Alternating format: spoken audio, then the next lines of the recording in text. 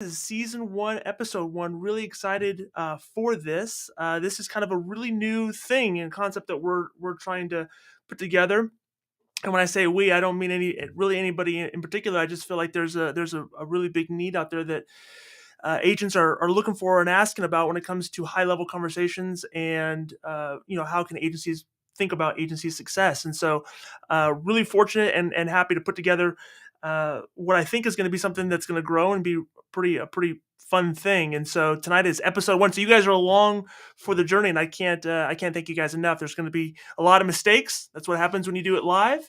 But we're going to have a good time. And if you guys are watching this on YouTube, go ahead and just comment down below whether you're watching this live or watching this on the replay. Let us know where you're from. Let us know a little bit about yourself. Always love to know who's here. I'll be checking that chat on YouTube here throughout the night, and we're gonna have a good time. I wanted to start tonight's session off, and the way that I want to do this, and we'll kind of fall into a format, is I always want to kind of come with a thought or an idea or an agenda, like, hey, this is how things that we're seeing in the market, there's things we're seeing in the industry, and kind of give my thoughts on them. We'll bring on some different thought leaders from time to time. We got some great folks here on this call now, and we're going to open it up for Q&A, and we're going to talk about anything that people want to talk about as it pertains to their agency success. So it doesn't have to be on the agenda topic.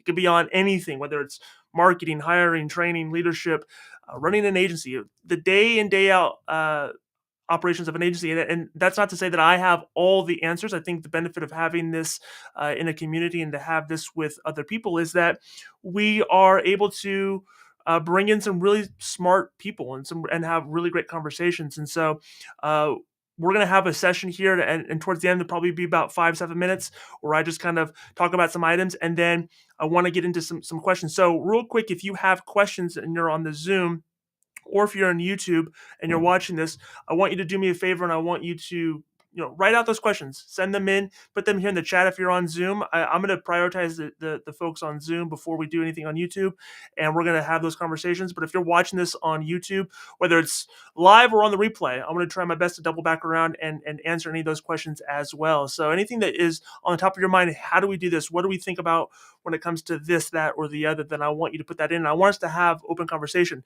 And these sessions can go an hour, they can go 30 minutes, they can go 10 minutes. It really depends on the participation. And that's really the value of doing this live, is we can have real-time conversations. And so I wanted to start tonight's topic off on something that is so prevalent in our industry in the last couple of years, and that is the term data. Data has really become a buzzword. For lack of it, right? Data is such a jargonized word now, and it's almost gotten to the spot where, because it's so jargony and it's such a buzzword, it has such a bad application, or there's not a clear definition of that. And I'm not here to say that this is the definition of data. What I want to talk about tonight is how should agencies prepare their agency in itself to have the best data set, to have data that's going to be actionable, data that's usable, data that is valuable. I want to talk about best practices. I want to talk about common mistakes that we're seeing in agencies all across the landscape. People who are bringing their data in, and we're seeing a lot of the common problems and mistakes and things that I think agents should be doing now to make that better, to improve their data so that it's actually can do something for them. The longer you kick the can on bad data, the worse it's going to get. The longer you kick the can, the more expensive it's going to get to fix. And there's going to come a time where you're going to have an event where you're going to need to fix this, whether it is in the transition of software, whether it is an acquisition, merger. You're going to have at some point in your agency life, you're going to have clean, pure data.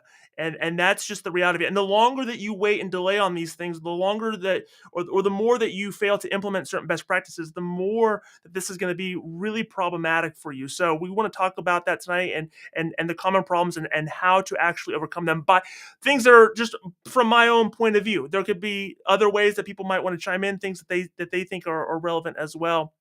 But bad data, when you have bad data, it means that your marketing automation can't work appropriately. when your systems think that you have active policies when in fact you don't have active policies, or this customer is active when in fact they might be dead, or this line of business is missing. When you have missing data or bad data, you can't do marketing automation appropriately. And then you have to ask yourself, how much is that costing you an opportunity cost? And so when we talk about data, it's almost like something that people just kind of dismiss, like, okay, because they don't quite understand it. But it is imperative that we take the proper steps in order to have clean data so that our marketing automation can work appropriately. Bad data means that your service and task automation can't work appropriately either. How are you going to deliver a good customer experience when your systems and your technology don't know, north from south? That is going to be a problem that if you don't fix, it's going to lead to you having to hire more people and throw bodies at problems. And that there's such a cost associated with having bad data. Bad data means that you're not going to get the right valuation for your agency if you're trying to sell. If you're trying to sell your agency and your system data is completely inaccurate or irrelevant, it's going to devalue you in the marketplace when you're trying to sell. So if you're trying to go for a certain multiple, or if you're trying to get to a certain revenue point, you need to make sure that the data that you have is good, because the buyer is going to require that. It's going to request it. And so you need to do that. As much as I believe agents need to own their data, I also believe that agents need to own their data process. And we've kind of identified this idea that uh, w- data is important. We've identified that it's in our systems, but it may not be the most accurate thing. But we haven't done the proper things necessary, the steps necessary to not only clean the data, but also set best practices going forward on how to maintain that data set so that it is accurate and so that it is as pure and as clean as possible. So I want to talk about a couple common problems that we're seeing when it comes to agency data. And if these are things that you've identified in your agency, maybe you don't even know that you're doing them, then it's I think it's important that you put best practices in place. The first thing that we see so often is we see way too many duplicate records. People in their AMS platforms and their CRMs and wherever they're keeping their data, they have all this duplication of their data. And when you duplicate your data, then it's not very relevant, because you're believing it's one thing when in fact it's actually another. Let me tell you the common ways that this is getting duplicated. And maybe agents don't know this on the technology side, but here's what happens. And I was guilty of this for many years. I need to get a quote on insurance, or I need to create a prospect that eventually becomes a customer. I need to enter in certain bits of information into the uh the quote, right? And so for me, it is uh I have to have email and I have to have phone. And if I don't have email and phone, I can't progress to the next screen. So what are agents doing a lot of times? They're using the same dummy information, and it's none@none.com, or it's 555 1212, and they're just putting that information in to go to the next screen. And what's happening on the back end that you're not aware of is that that's causing a lot of duplication in your data set, that is on the back end in the database, where your system believes that you have all this contact information or all this policy information or all this prospect information, so that when you go to then try to do something with that data, it becomes useless. You can't do anything with it. If you need to move systems, you can't do anything with it. There's all this hygiene that has to take place. And so I want to give a couple of tips that agents can do if they need to get past this. There's two resources I want to point out. One is Mailinator, Mailanator, Mailinator. You can create a free Mailinator account, and you can create dummy email addresses that are unique to the person, so that if you're in a Rater, or if you're in an AMS, or if you're in a CRM, you can use that email that's unique. And maybe you want to have a naming convention for them, so first name, last name, and year of birth, so that you never run into the same email twice. But you can start using Mailinator. You can just type it into your comparative rater. You can type it into your AMS, Nick Ayers 83 at mailinator.com, and that can allow you to have a unique email address that is not going to create duplication on the back end. Another way to do it is with the phone number, because again, a lot of agents are putting 555 1212 in the data set, and that's something that's going to create a lot of problems on the back end. So there's a resource that you can use out there. It's called quacker.io, and Quacker is QUACK.io. Oh, let me repeat. I had that wrong. QUACKR.io.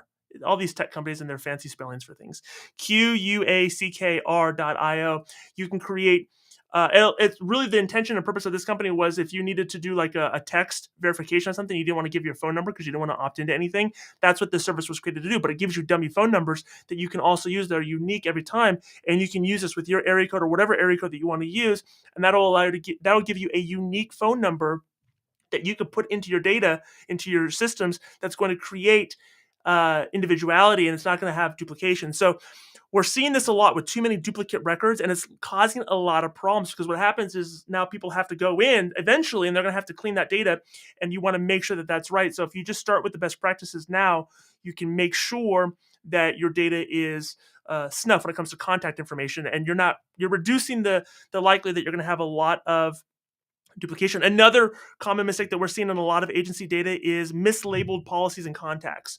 And I don't know why or how this happens. I don't have the magic answer on this, but what happens is Ivans is going to download the Ivans is going to download your policy data, but it may not update your system for whatever reason and say that this person's active or this person's canceled or this person is renewed. And so what happens is you have a lot of mislabeling of policy contact data and contacts themselves, and your system believes you have active policies when in fact you don't, or vice versa.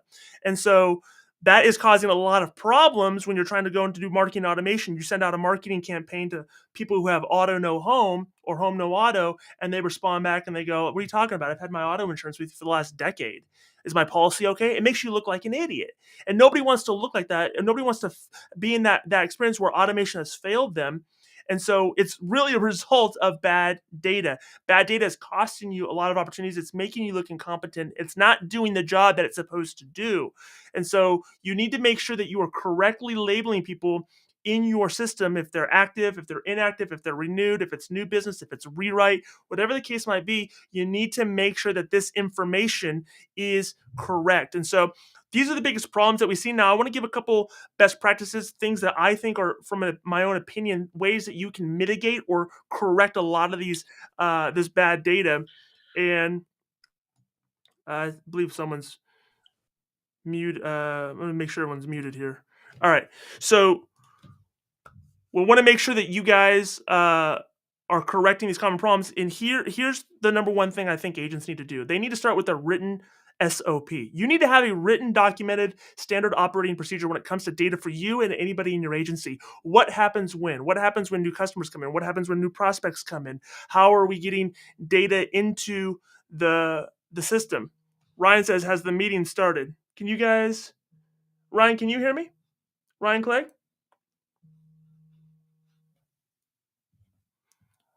Uh-oh. Ryan, can you hear me? Can you hear me?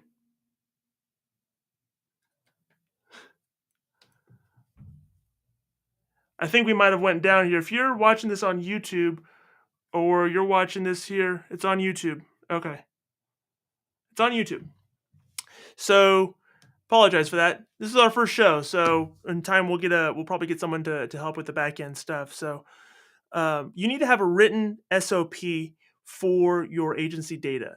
What happens when people come into the agency? What happens when people leave the agency? What happens when we're taking in information? And everybody needs to follow that process. Who goes in, how it's structured, what key info do I need to collect, how is everything labeled, is there a duplicate account? You need to identify these common problems, and you need to follow a certain process, a checklist, a template that's going to allow you to operate. The second thing that you need to do is you need to create that template for customers, and you need to be able to create that template that you can give to your staff with the contact description, the interaction, and all the points. You need to create a template for notes and attachments. And this is going to be critical because you need to have standardization and uniformity. This is going to help you when it comes to everything that you're trying to do. So create a template for customer notes that everybody must follow. Contact description, data, all of that good stuff. You need to have a structured way of inputting that data. The second thing that you need to do is you need to create universal redundancy on something that you own. And this is going to be huge. This is going to save you a ton of time and money down the road. A lot of agents, what happens is they put all of their customer data into an insurance technology platform that then holds it hostage or wants you to pay them a ton of money if you ever want to leave. It's my suggestion that the best thing that you can do, whether you're in insurance or not, is to create a system of redundancy by putting that information on the cloud or something that you own, whether it's Dropbox, whether it is Google Drive, something that you can control, and you're putting in each customer file the PDFs, the JPEGs, and a Google Sheet that has notes for that customer. You want to be able to put everything in there just as a form of redundancy, because if you ever want to leave that platform, it's going to give you the freedom and the flexibility to give a universal file format to a third party provider, whether it's an AMS or a CRM. You need to have redundancy. Redundancy is going to be something that I'm going to highly suggest that every business owner, whether they are in insurance or not, they put in place in their agency. And a lot of people will say, Nick, that seems like extra work. That seems like a lot of steps. I don't have time for that. Point three is going to address that, but I think it's really important that you do this because you need to have access to your stuff at all times. And if we know anything about a lot of technology in our spaces, it doesn't integrate well with other pieces. There's almost nothing that doesn't integrate with Google or with Dropbox or with a cloud-based storage. And so if you're using third-party software that's outside the space, it's really going to be helpful to have something that's going to easily integrate. And Google's pretty darn good at that, whether it's via Zapier or direct integration. So redundancy, redundancy, redundancy. Store your documents, store your files, create notes that are on a Google Sheet in each customer record. And whether you just got to copy and paste it, that's just all you need to do. Or if you want to go to point number three and have a VA, you need to have a VA that's going to audit your data. I think having a VA, whether it's one VA, two VAs, or however many VAs you can get, have VAs come in and do a deep dive hygiene and audit process on your data. Have them go customer to customer, line by line in your book of business and have them match what's in your AMS, what's in your CRM, and have them go to the carriers and match it up there and make sure that every policy is accounted for, premiums are accurate, commissions are accurate, lines of business, everything that's active reads active, everything that's canceled reads canceled. You want to make sure that you have VAs that do this. You don't have the time to do it. You shouldn't be spending the time to do this. You want to have other people come in and do that for you on the back end. I did a little bit of research, and on average, and I searched, I went and looked at Agency VA, they're an insurance virtual assistant company. If you want to have them do that, it's $3 per line of business. That's about the rough way they tell you to think about it. So if you've got 6,000 policies, it's $3 per policy. And it'll take them, they can work 24 hours a day, just about, or however long you want them to work, whether you want one VA or two VAs, and it's spread over the course of months. So having a VA come in and audit your systems and processes and your data is going to be really important because it's going to make sure that the data you have is accurate, is up to date. You don't have any duplicates. If they see duplicates, they can merge. They can put the secondary contacts where they need to go. They can put the premium where it needs to go. You don't want to just rely on Ivans or your carrier downloads to do all this because it may not be up to snuff. It may not work 100% of the time. As you probably are aware, if you're dealing with Ivan's downloads or any other type of downloader, it's not always the most accurate. They can keep up to date with endorsements. They can keep up to date with premium changes, whether it's during renewal or pre-renewal during the service change. This is going to be something that is going to make sure your data is accurate. It's good. You should probably just have a VA that's going to live in your AMS or your CRM or wherever you keep your data full time. Have them just live there and just that's all they do is data rectification, data cleanup, data hygiene, making sure everything is working according to the SOP, reformatting. They can do all they can put all the files in your Google Drive or your Dropbox. They can do all that for you. It's probably a good idea to hire somebody. It may cost you somewhere between $1,500 and $2,000 a month to do. But again, if we're talking about opportunity cost, we're talking about things that are going to help you do your job better and rely on the data that you have and make your data actionable. This might not be a bad investment to make. If you can do it on your own, you have someone in your staff that will do it, that's even better. But this is another avenue that you can do to make sure that the data is good. These are the problems that we see a lot of times in agency data. So with that being said, I want to make sure I open it up for questions. If you're on Zoom here, I'd love to bring you on camera and go from there. So if anybody's got questions on YouTube, go ahead and shout them out to me. Like I said, these sessions can go 5 minutes, 15 minutes, or an hour. It's really dependent on the audience here. So any questions that you guys have, feel free to chime in. Let me know what I can do for you, whether it's on data or on anything else. We'll give it just a second here.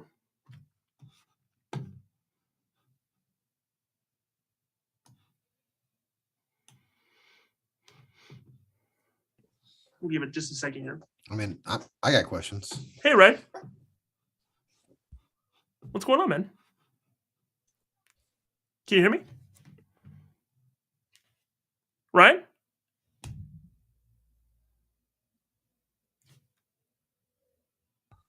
Oh, it's just a happy. Can you hear me? Yeah, I can hear you. It's a happy Wednesday. There you go. There's like a weird delay. Yeah. Oh, it's just a happy. Can you hear me? Yeah, I can hear you. It's a happy Wednesday. There you go. There's like a weird delay. Yeah.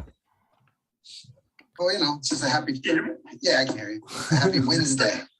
There you go. There's like a weird delay. Yeah.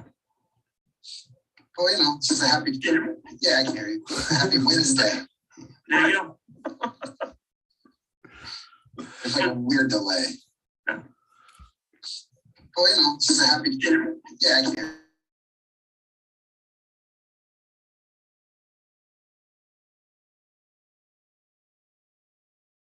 I have no idea what that was about. That was weird. I'm on a headset, so hopefully, Ryan, you can pop back on and ask your question.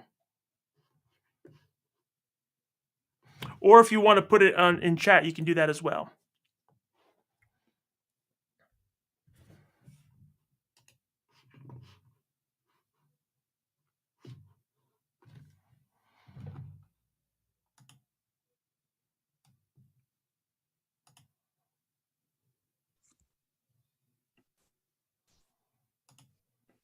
I'm nervous. I guess I'm nervous to speak. I'm nervous.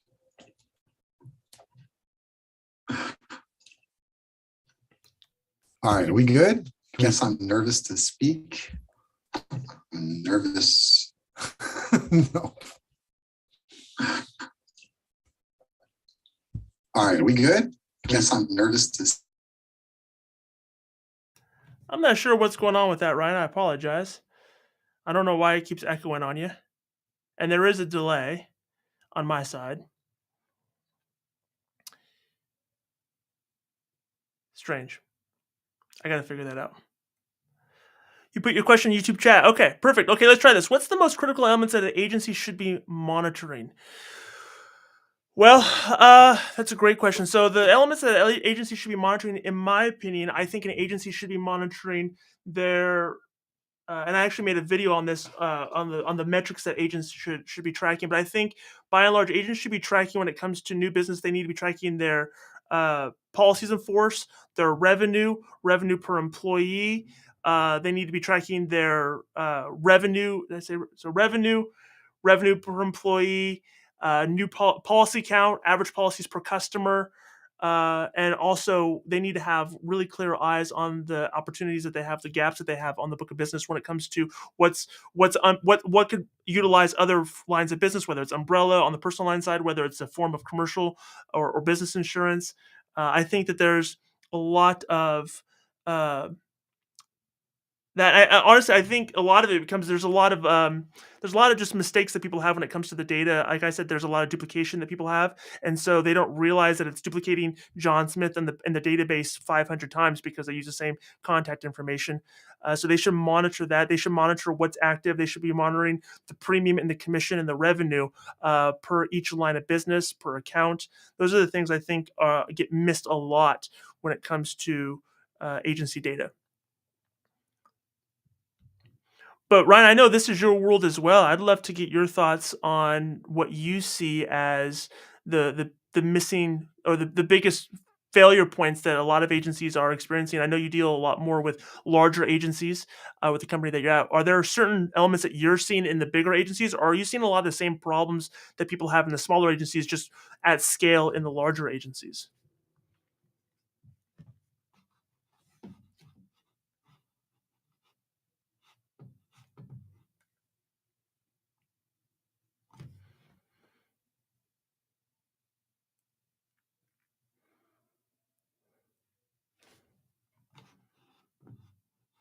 Yeah, it's the same issues, and it's almost like, people, if you don't correct these things now in a smaller agency, you're not gonna, you're gonna get to a spot where, that little goldfish of a problem turns into Moby Dick in a larger agency.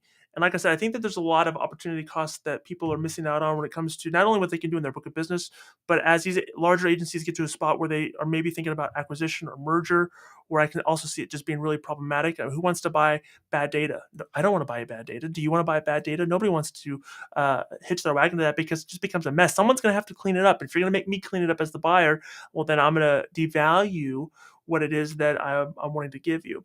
Um, I think I always want to tie back the action to the data elements, though. Like, why is X element important? For me, written numbers are the most critical and heavily ignored.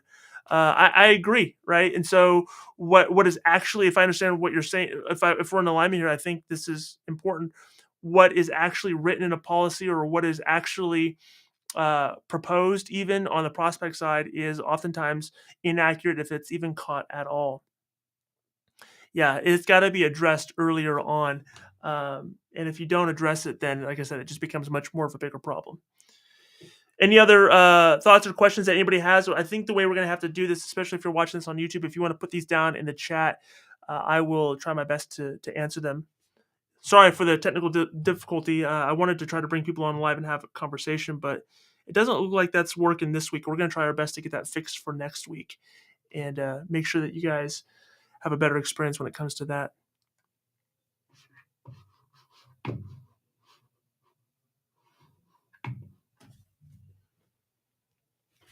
We'll give this just a moment here.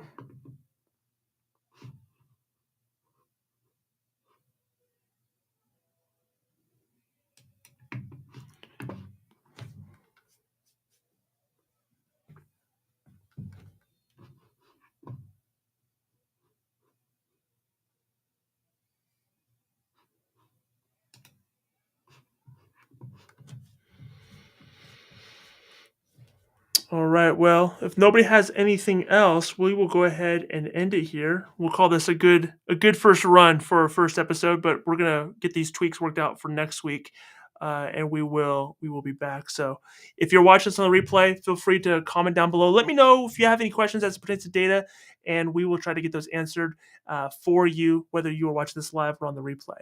And other than that, we will see you guys next week.